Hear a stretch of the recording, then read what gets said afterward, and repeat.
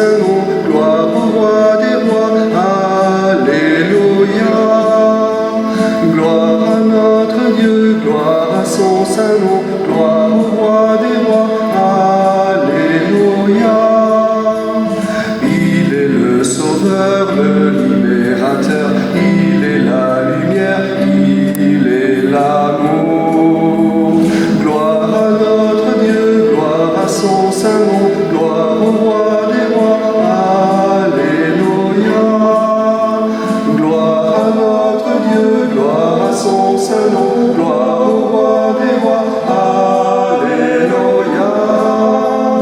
À lui la sagesse, à lui la puissance, à lui la victoire, à lui la force.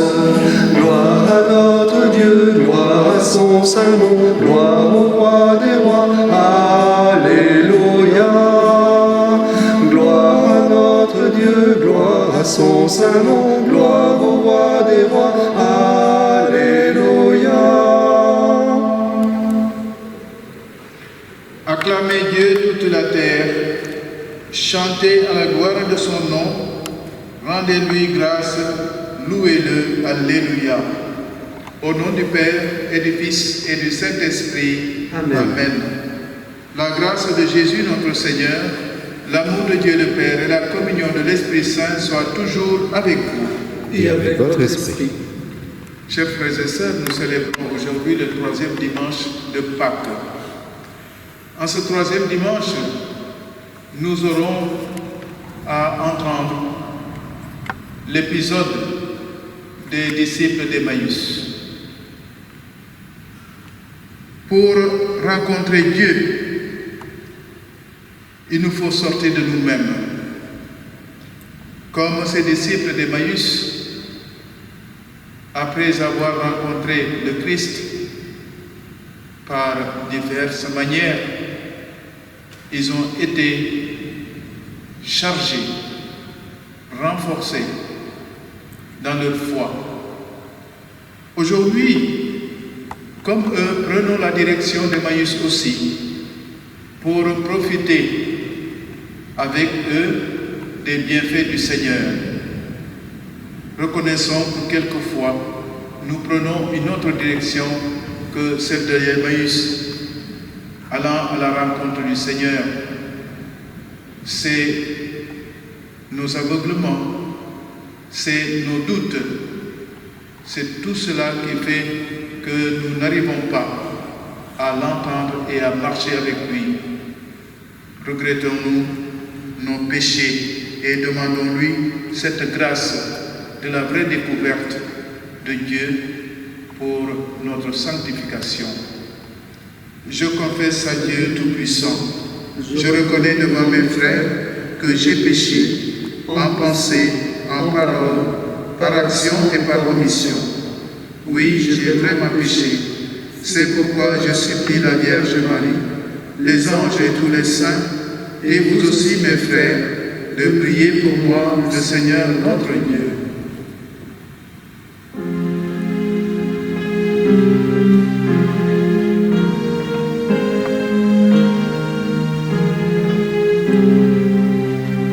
Seigneur, prends pitié, Seigneur, prends pitié, Seigneur, prends pitié.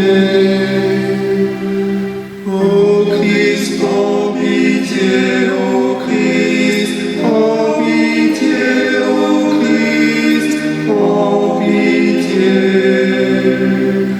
Seigneur, prends pitié, Seigneur, prends pitié, Seigneur, prends pitié. Que Dieu Tout-Puissant nous fasse miséricorde, qu'il nous pardonne nos péchés et nous conduise par sa grâce et sa miséricorde à la vie éternelle. Amen.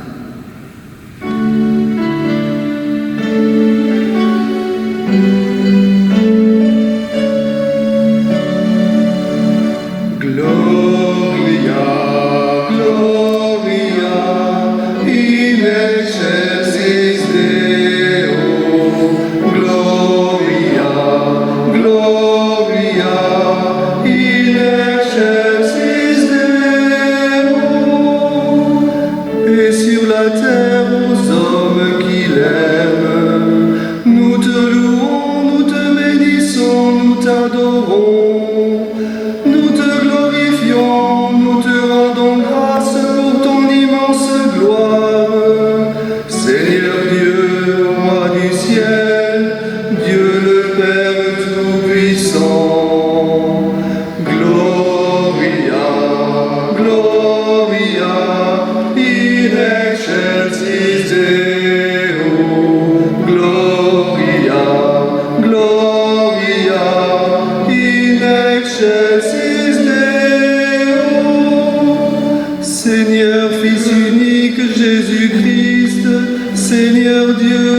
l'agneau de Dieu, le Fils du Père.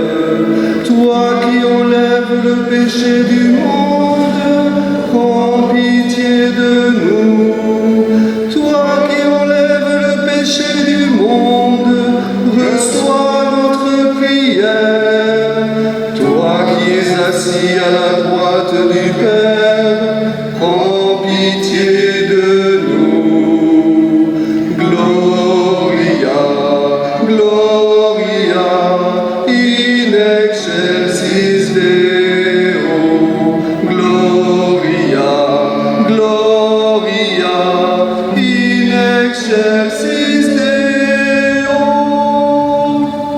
Car toi seul est saint, toi seul est Seigneur, toi seul est le Très-Haut, Jésus-Christ avec le Saint-Esprit, dans la gloire de Dieu le Père. Amen. Gloria, Gloria, in excelsis Deo. Gloria, Gloria, in excelsis Deo. Prions le Seigneur. Garde à ton peuple sa joie, Seigneur, toi qui refais ses forces et sa jeunesse. Tu nous as rendu la dignité de fils de Dieu, affermis-nous dans l'espérance de la résurrection. Par Jésus-Christ, ton Fils, notre Seigneur et notre Dieu, qui vit et règne avec toi dans l'unité du Saint-Esprit, maintenant et pour les siècles des siècles.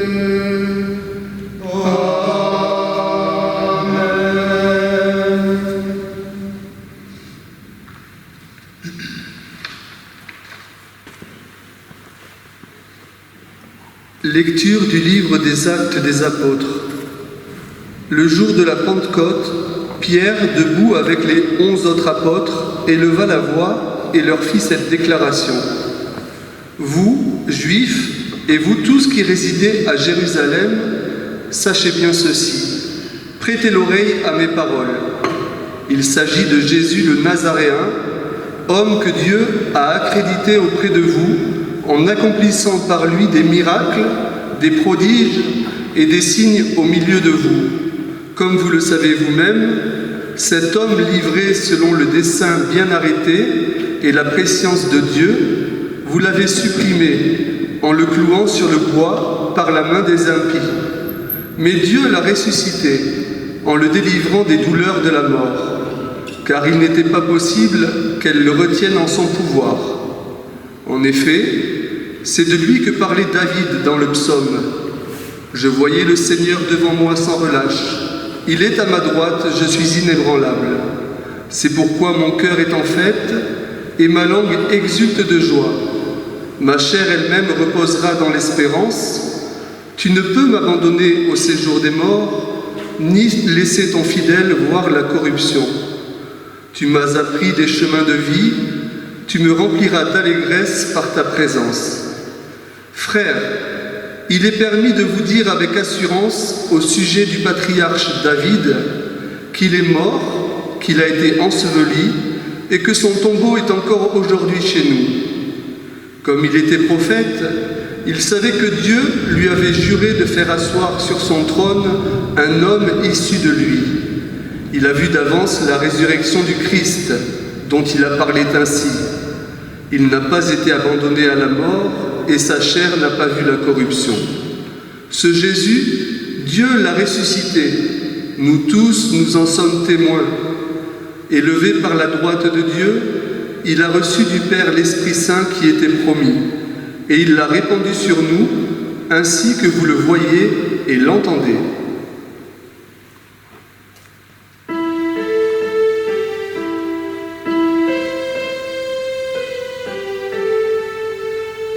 Tu m'apprends, Seigneur, le chemin de la vie. Garde-moi, mon Dieu, j'ai fait de toi mon refuge. j'ai dit au Seigneur, tu es mon Dieu. Seigneur, mon partage et ma coupe, de toi dépend mon sang. Tu m'apprends, Seigneur, le chemin de la vie. Je bénis le Seigneur qui me conseille, même la nuit mon cœur m'avertit. Je garde le Seigneur devant moi sans relâche, il est à ma droite, je suis inébranlable. Tu m'apprends, Seigneur, le chemin de la vie. Mon cœur exulte, mon âme est en fête, ma chair elle-même repose en confiance. Tu ne peux abandonner à la mort, ni laisser ton ami voir la corruption. Tu m'apprends, Seigneur, le chemin de la vie. Tu m'apprends le chemin de la vie, devant ta face, débordement de joie, à ta droite, éternité de délices. Tu m'apprends, Seigneur, le chemin de la vie.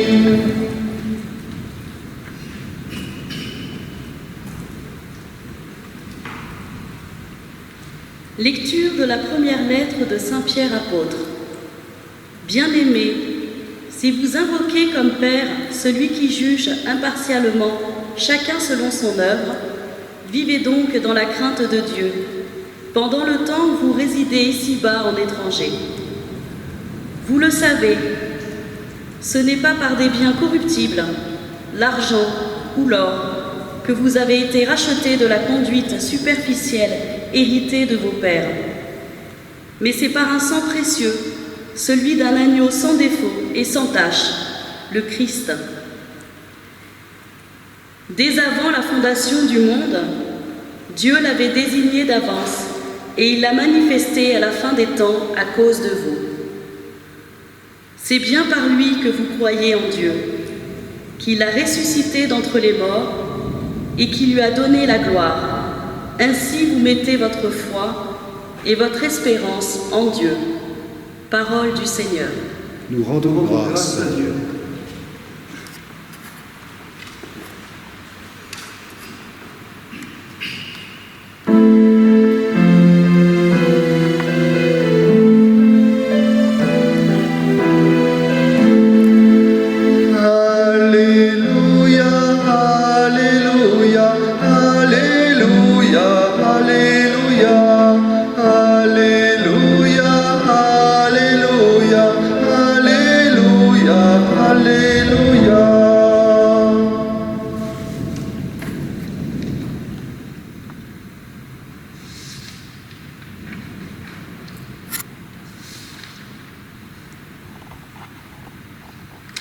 Seigneur Jésus, ouvre-nous les Écritures, que notre cœur devienne brûlant, tandis que tu nous parles.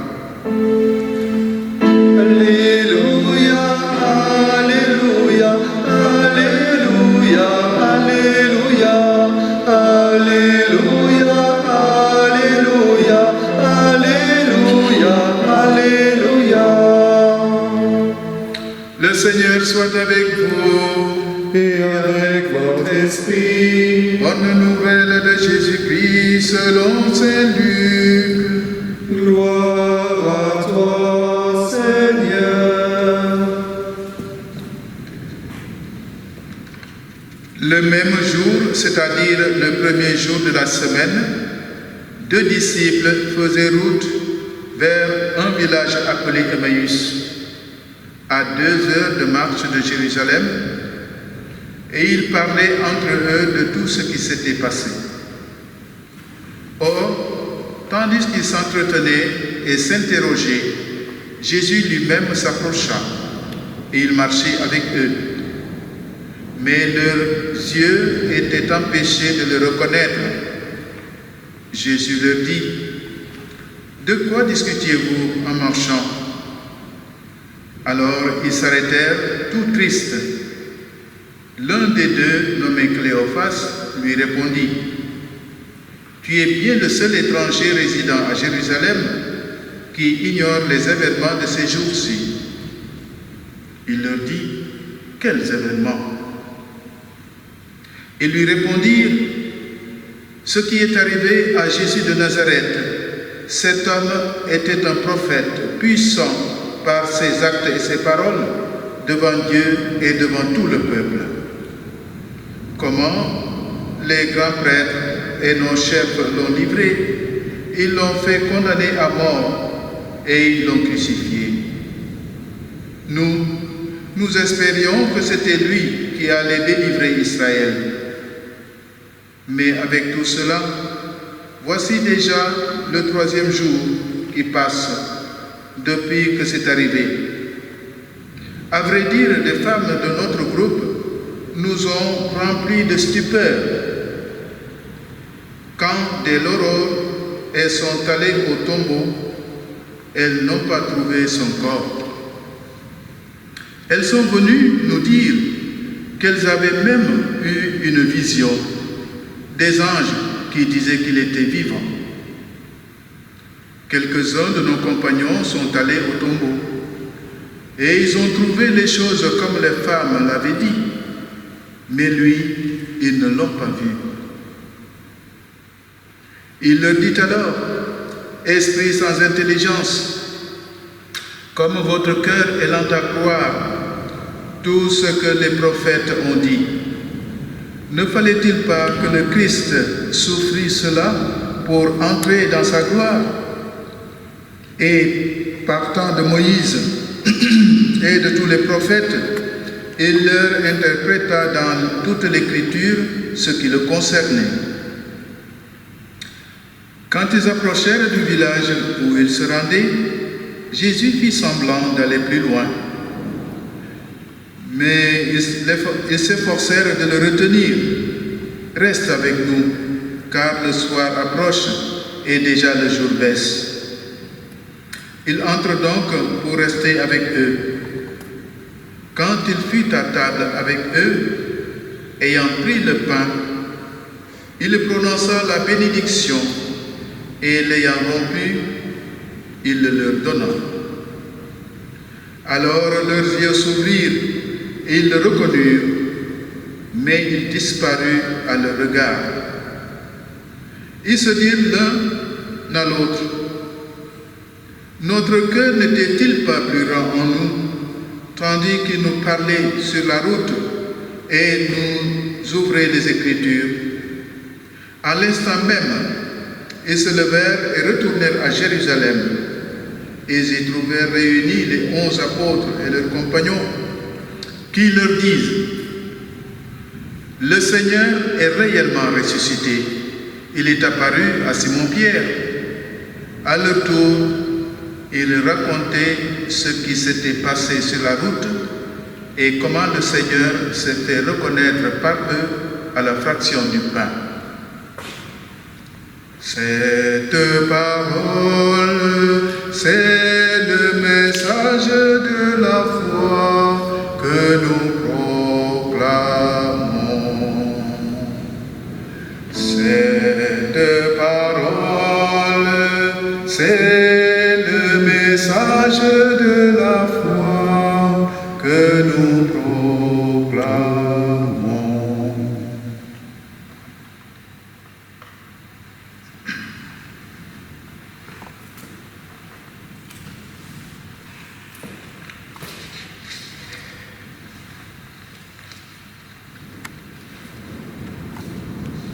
Au nom du Père, et du Fils et du Saint-Esprit. Amen. Depuis Pâques, nous assistons à des situations inhabituelles, des situations que l'homme ne peut pas s'expliquer parce qu'il y a eu une histoire inexplicable.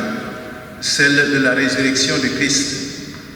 Aujourd'hui, nous parlons de disciples qui sont sortis de Jérusalem pour aller vers Emmaüs. D'habitude, on va vers Jérusalem, vers le temple, vers le lieu où réside Dieu. Mais là, ces hommes sortent de Jérusalem pour aller vers Emmaüs. Nous pouvons voir déjà trois situations, trois temps. Le premier temps étant un temps de solitude. Le second temps, c'est celui d'un compagnonnage. Et le troisième temps, celui de la découverte. Le temps de solitude consiste à voir la situation que vivaient ces disciples d'Emmaüs. Deux personnes qui s'en vont au village après avoir été témoins de ce qui s'est passé à Jérusalem, les atrocités qui ont été infligées à quelqu'un en qui ils croyaient.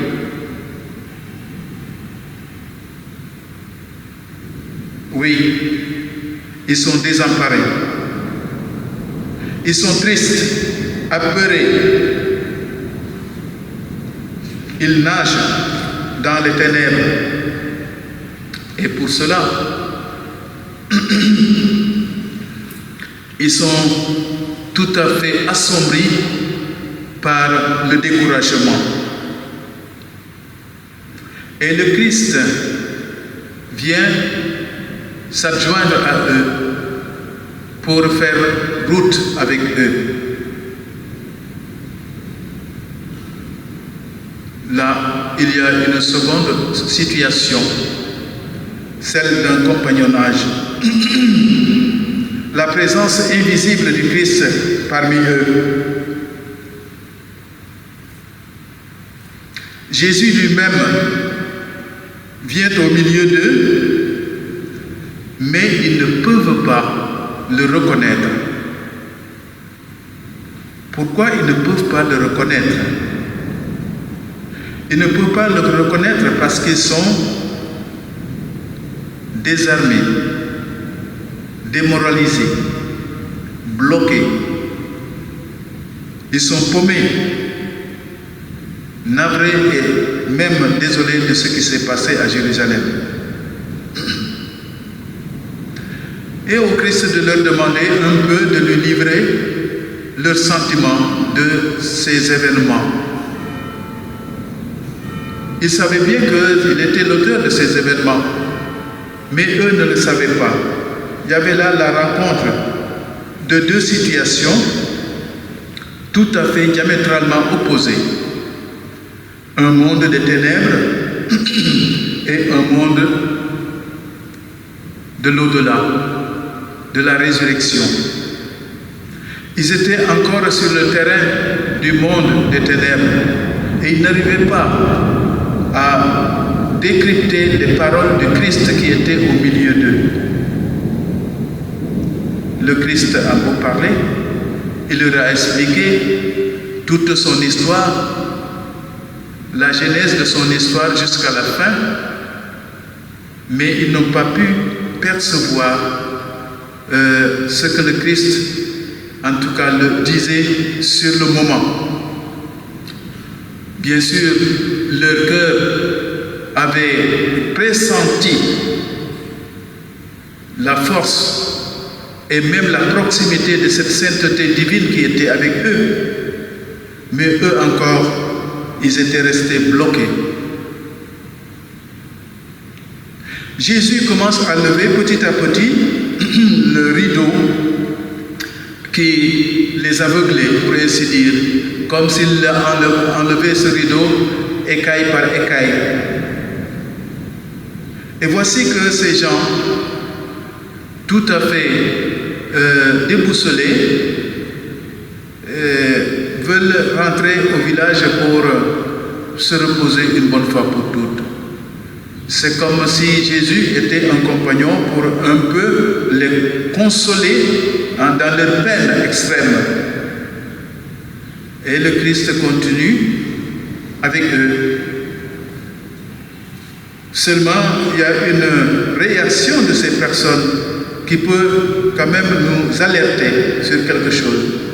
Au moment où le Christ veut se séparer d'eux, ils lui disent non, reste avec nous. Reste avec nous, autrement dit, ta présence a ajouté quelque chose de plus en nous.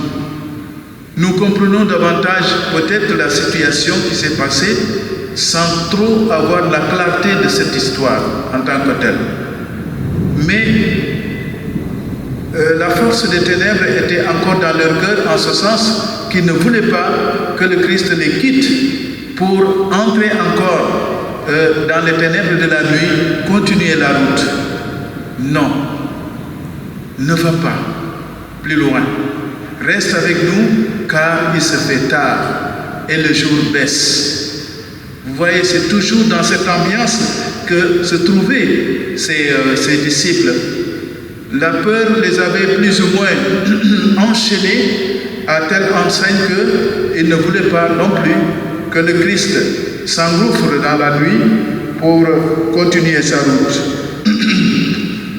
Et ce qui est beau, c'est quand ils sont arrivés à la maison, c'est le troisième temps. Ce troisième temps où le Christ leur a montré qui il était, de manière visible. Voilà. Il y avait la présence invisible avec eux, mais ils n'arrivaient pas à percevoir cette présence. La pertinence des paroles du Christ n'avait pas tout à fait vraiment piqué leur cœur, et c'est au moment où le Christ a béni le pain et a disparu à leurs yeux, sous leurs yeux, qu'ils ont su qu'ils avaient la divinité, la présence même de Dieu avec eux.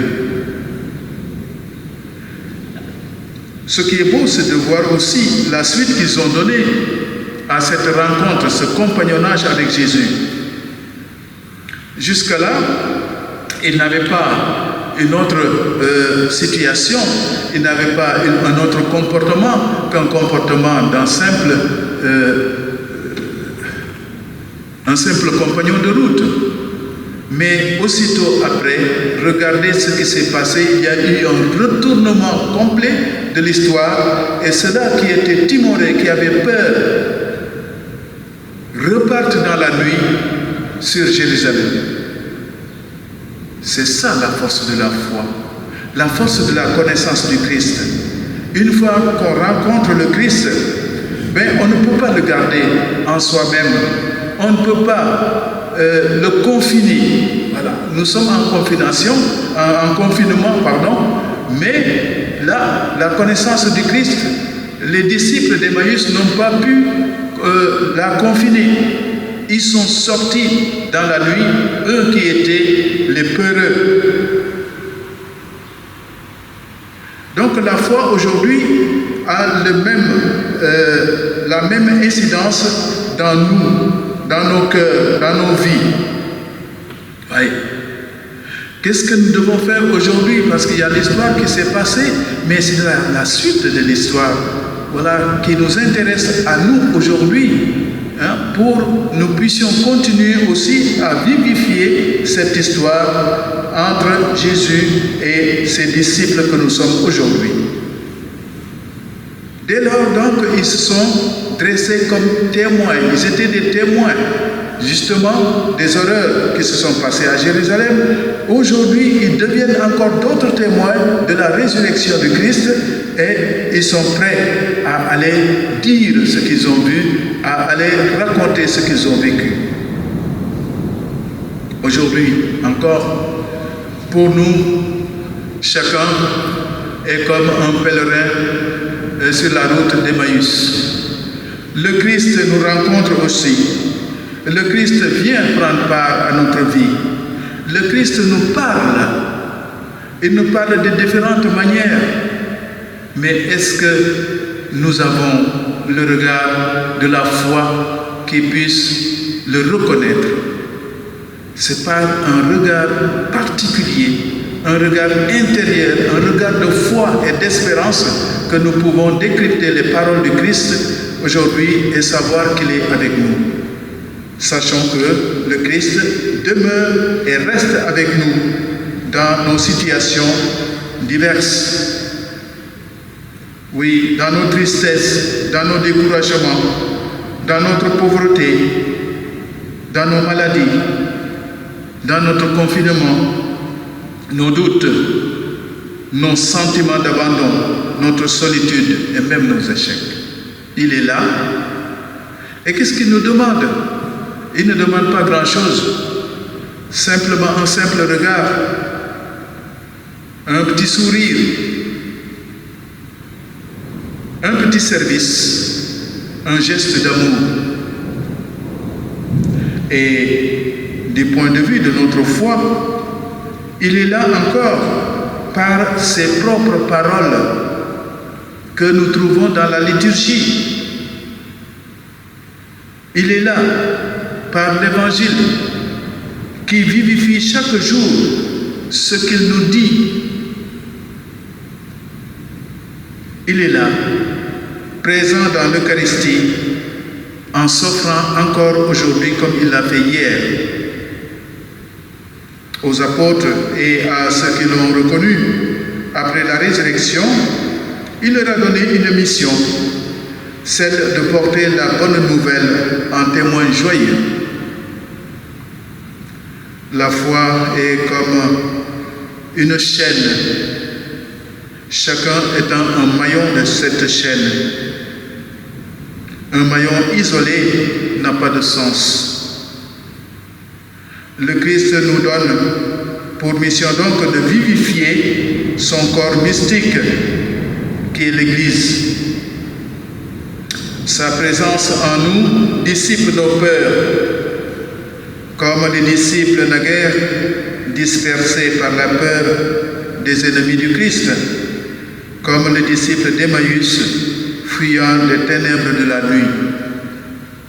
Laissons-nous guider par la lumière de l'Esprit Saint, l'Esprit de Jésus, qui est en nous, et nous serons vainqueurs de la peur qui paralyse et du particularisme qui isole.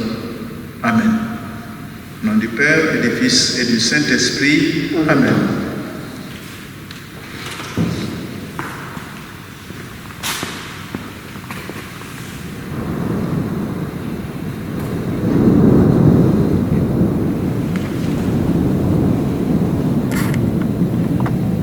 Avant de pouvoir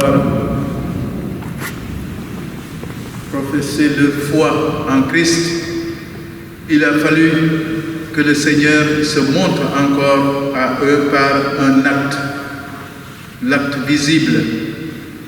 Nous, aujourd'hui, nous ne voyons pas ce Christ de manière visible, mais nous savons qu'il est présent, invisible, parmi nous, au milieu de nous. Confessons cette foi et cette espérance.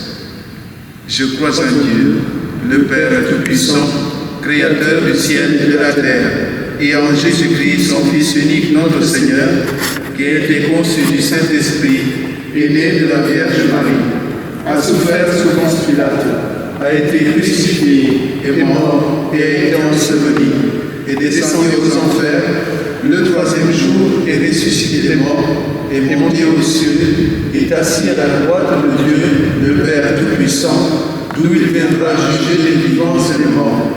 Je crois en l'Esprit Saint, à la Sainte Église catholique, à la communion des saints, à la rémission des péchés, à la résurrection de la chair, à la vie éternelle. Amen.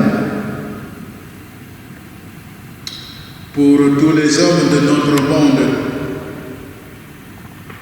pour notre Église, pour notre peuple, demandons au Père qui a ressuscité Jésus d'exaucer nos prières et nos demandes.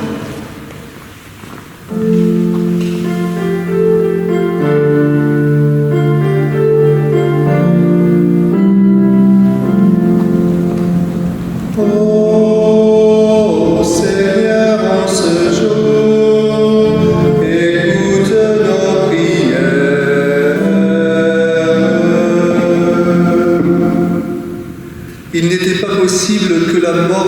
retienne Jésus en son pouvoir, nous certifie Saint Pierre.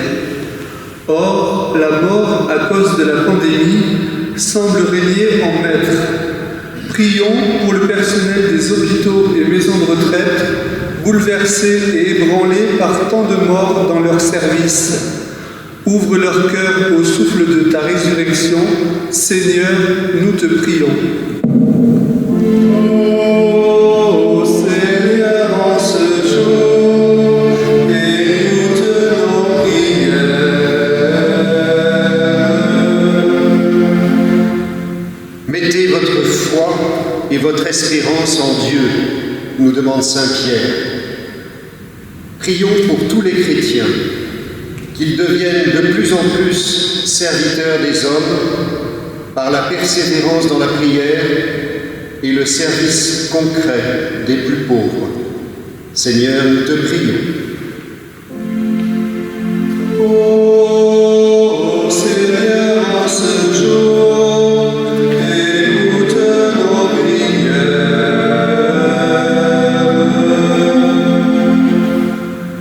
Notre cœur n'était-il pas brûlant en nous, tandis qu'il nous parlait sur la route? Accorde-nous de faire cette même rencontre personnelle de Jésus. Ainsi, nous répondrons avec joie à l'appel de l'Esprit Saint et de l'Église pour être d'humbles et audacieux disciples missionnaires. Seigneur, nous te prions. Ô Seigneur, en ce jour, écoute nos prières.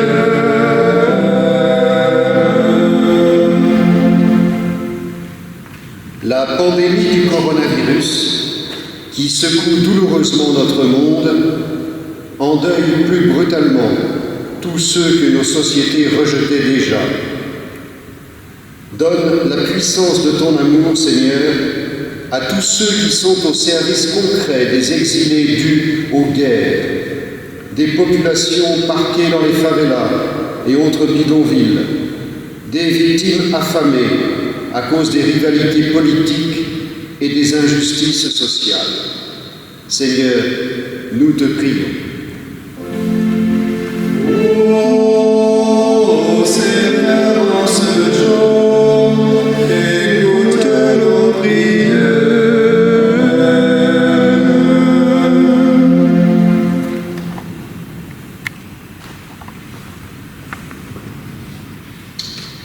Seigneur, la résurrection de Christ est source d'espérance.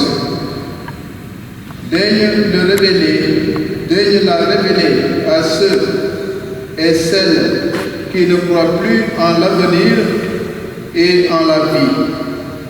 Nous t'en supplions, toi qui règnes pour les siècles des siècles. Amen.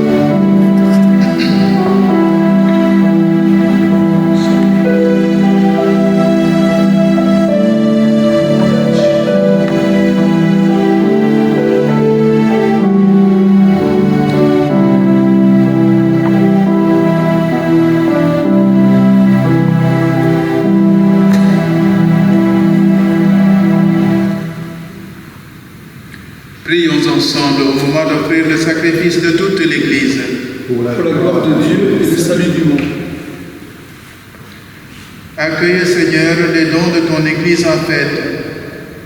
Tu es à l'origine d'un si grand bonheur qu'ils s'épanouissent en joie éternelle par Jésus le Christ, notre Seigneur. Amen. Le Seigneur soit avec vous. Et avec votre esprit, Élevons notre cœur. nous le tournons vers le Seigneur. Rendons grâce au Seigneur notre Dieu. Cela est juste et bon. Vraiment, il est juste et bon de te glorifier, Seigneur, en tout temps, mais plus encore en ces jours où le Christ, notre Pâque, a été immolé. Lui qui ne cesse pas de s'offrir pour nous et qui reste éternellement notre défenseur auprès de toi. Immolé, il a vaincu la mort. Mis à mort, il est toujours vivant. C'est pourquoi le peuple des baptisés rayonnant de la joie pascale exulte par toute la terre, tandis que les anges dans le ciel chantent sans fin l'hymne de ta gloire.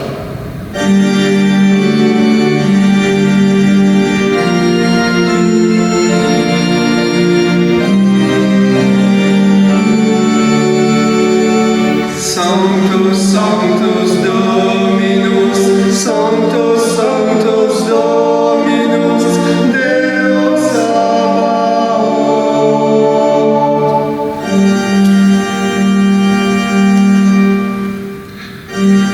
Pleni sunt cieli et terra, gloria tua. Hosanna, Hosanna, in excelsis. Benedictus qui venit in nomine Domini. Hosanna, Hosanna, in excelsis.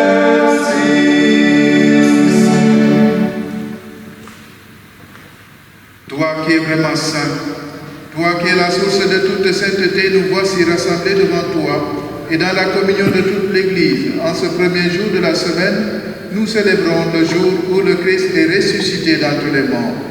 Par lui que tu es élevé à ta droite, Dieu notre Père, nous te prions. Sanctifie ces offrandes en répandant sur elles ton esprit, qu'elles deviennent pour nous le corps et le sang de Jésus, le Christ, notre Seigneur. Au moment d'être livré et d'entrer librement dans sa passion, il prit le pain et rendit grâce, il le rompit et le donna à ses disciples en disant, « Prenez et mangez-en tous, ceci est mon corps livré pour vous. »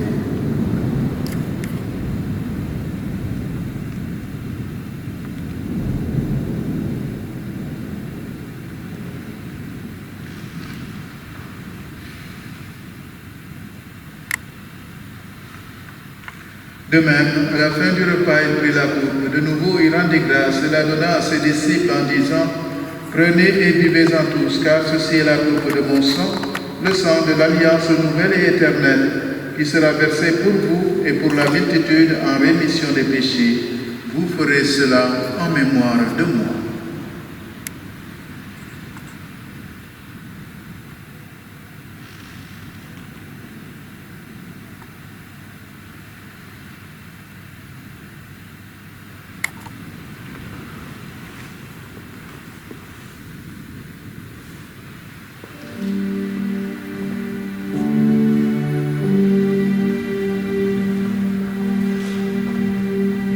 Nous proclamons ta mort, Seigneur Jésus. Nous célébrons ta résurrection. Nous attendons ta venue dans la gloire. Faisant ici mémoire de la mort et de la résurrection de ton Fils, nous t'offrons, Seigneur, le pain de la vie et la coupe du salut, et nous te rendons grâce car tu nous as choisis pour servir en ta présence. Humblement, nous te demandons qu'en ayant part au corps et au sang du Christ, nous soyons rassemblés par l'Esprit Saint en un seul corps. Souviens-toi, Seigneur, de ton Église répandue à travers le monde. Fais-la grandir dans ta charité avec le pape François, notre évêque Jean-Paul Jam, ses auxiliaires Bertrand et Jean-Marie, et tous ceux qui ont la charge de ton peuple. Souviens-toi de ta servante Simone Quérault, que tu as appelée auprès de toi. Souviens-toi de Alice, que tu as appelée auprès de toi hier. Souviens-toi de nos frères et sœurs défunts, les victimes du coronavirus. Tous ceux-là qui ont espéré en toi, en ton Fils, accorde-leur, Seigneur, de participer à sa résurrection de gloire. Souviens-toi aussi de nos frères et sœurs qui se sont endormis dans l'espérance de la résurrection et de tous les hommes qui ont quitté cette vie. Reçois-les dans ta lumière auprès de toi. Sur nous tous, enfin, sur ceux-là qui marchent sans boussole, ceux-là qui marchent dans la nuit, dans les ténèbres, à la manière des disciples d'Emmaüs, nous implorons ta bonté. Permets qu'avec la Vierge Marie, la bienheureuse Mère de Dieu, Saint Joseph son époux, avec les apôtres et les saints de tous les temps qui ont vécu dans ton amitié, nous ayons part à la vie éternelle et que nous chantions ta louange par Jésus-Christ, ton Fils bien-aimé. Par lui, avec lui et en lui. Amen. À toi, Dieu le Père Tout-Puissant, dans l'unité du Saint-Esprit. Amen. Toute honneur et toute gloire pour les siècles des siècles.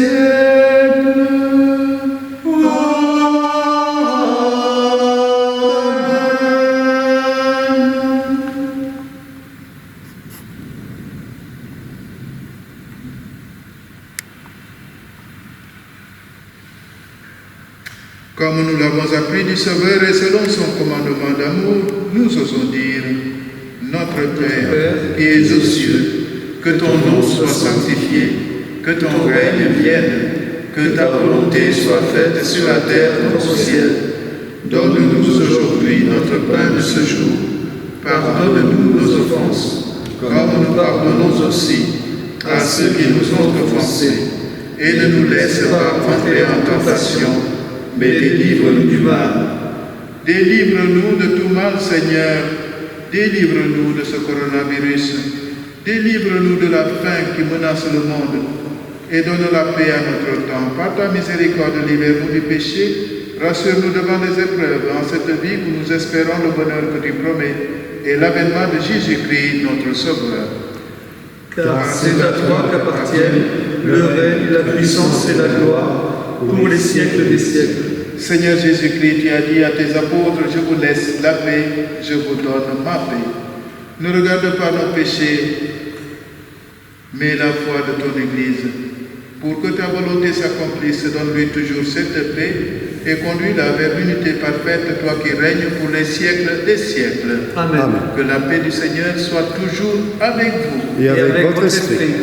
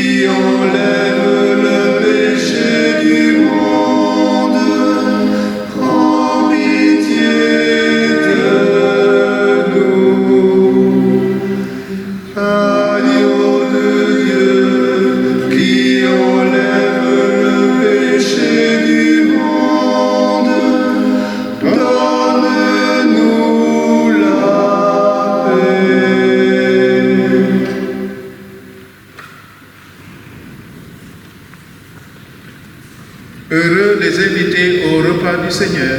car voici l'agneau de Dieu qui enlève le péché du monde. Seigneur, je ne suis pas digne de te recevoir, mais dis seulement une parole et je serai guéri. Que le corps et le sang du Christ nous gardent pour la vie éternelle. Amen. Amen.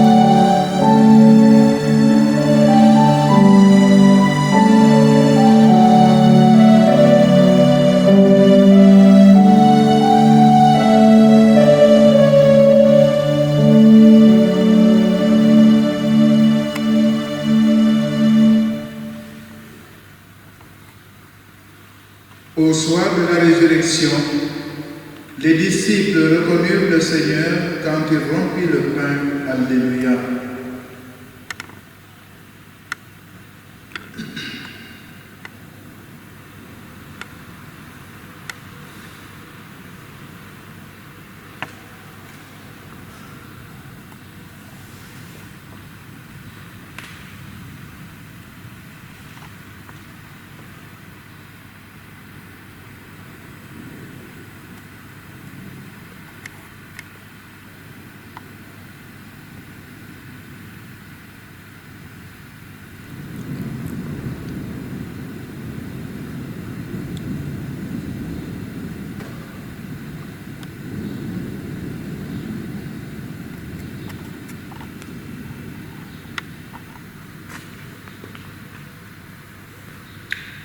Prions le Seigneur.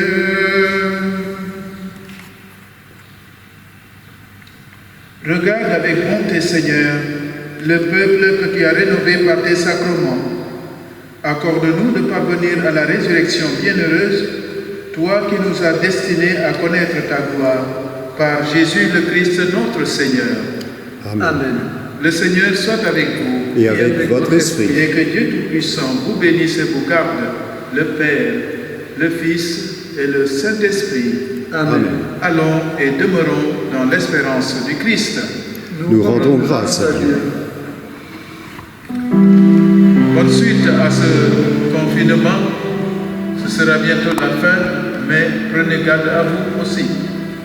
Alors, continuons de faire des efforts pour nous protéger et pour protéger les autres, nos frères. Merci. Bon dimanche et bonne semaine.